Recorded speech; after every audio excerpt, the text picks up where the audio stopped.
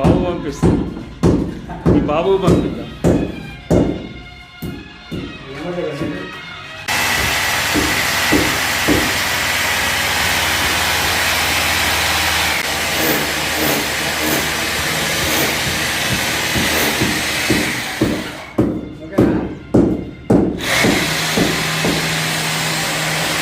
ఈ POP work sir, ఈ budget వచ్చేసి 35 రూపీస్ అట్లా పడుతుంది. దీంట్లో జిప్రాప్ ఒకటి ఉంటుంది, మీకు అది కాస్ట్ ఎక్కువ అవుతుంది. ఇదైతే మీకు వేడి రాకుండా, ఈ ఉప్ప తీయకుండా, ఆరోగ్యానికి కూడా కొద్దిగా మంచిగా ఉంటుంది సార్ చేయించుకుంటే.